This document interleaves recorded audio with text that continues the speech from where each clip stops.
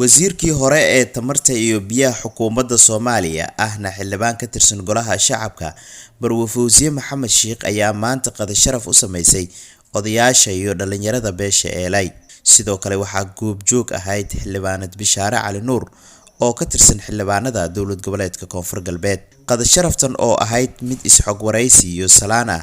ayaa aad loogu gorfeeyay xaaladda siyaasadeed ee dalka uu marayo odayaasha dhaqanka oo hadalka qaatay ayaa hadallo dhiirigelin iyo duco isugu jirta goobta ka soo jeediyay salaan kadib inta weertay oo kulmeedi wasiirada Fawziye Maxamed weertay oo qada soo bari aan ka maasanta akadiib dalne una ardayda si sharaf leh oo weertay waana jeedalni aan ka maasanta duuban magac maydaha ilaahay maydaha jaddidiye في أرض الدولة إلهي كوال ميلي أكتروب إمير كسيفاي إمير كرام إلهي وافقي الرجال ما إلهي يجي على الدفلاس الدفلاي يجي الدفلاس الدفلاي إلهي أنا الدفلاي رجعان والله مرتون ميلي أكتروب إمير كرام بدن إلهي وافقي إلهي ودين أمانة كوال قرب يعني إلهي قال أنت إن كان ما يصير لدرت مذهبينا إنكوينين قول إلهي سي قول إلهي سي. أرتبك إندوين. من دعاء كمالي كان كان مقعد من بشرة الله.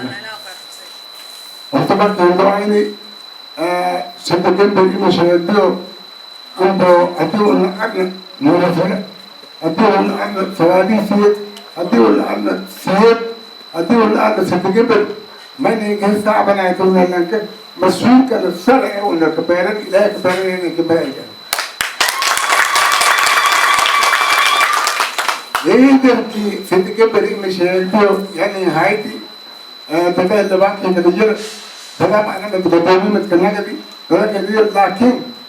سنتين بريء مشاهديو أنا كي يقول بناوين حتى أقول لكم كي فعلياو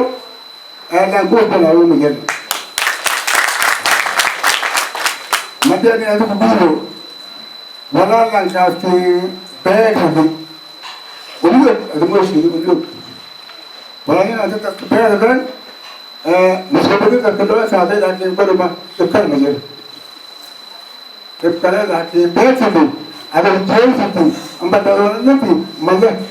لكن أنت ولا كذا بس لما تبدأ عنه أتذكر أنا بقول أونلاين وقت كمان هو إنك منو يعني بنوصل النوع ما الكلام ده أنا بقول هاي بمجال xildhibaanad Fawziye Maxamed Sheekh oo gabagabada kulanka ka hadashay ayaa sheegtay in la adkeeyo midnimada deegaanka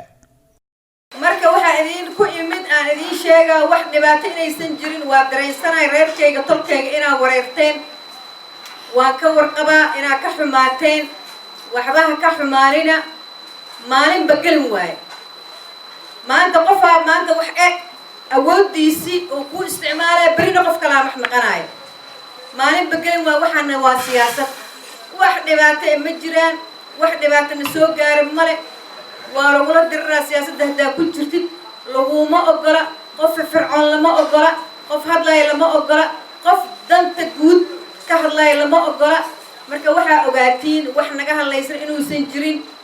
waxaan u imid qalbigiini oo wax yar gaaray inaa idinka fiyoobeeyo aan idin sheego waxba inaysan jirin wax naga hadlaysan male waa barwaaqaysanahay Eelay ma jabo mara jabaayo wiligeena boqortooyaan ahayn sidaan shalay boqortooyo ahayn maanta u nahay wasiirna laga qaado wuxuu noo siyaadinay maaha waxa ogaatiin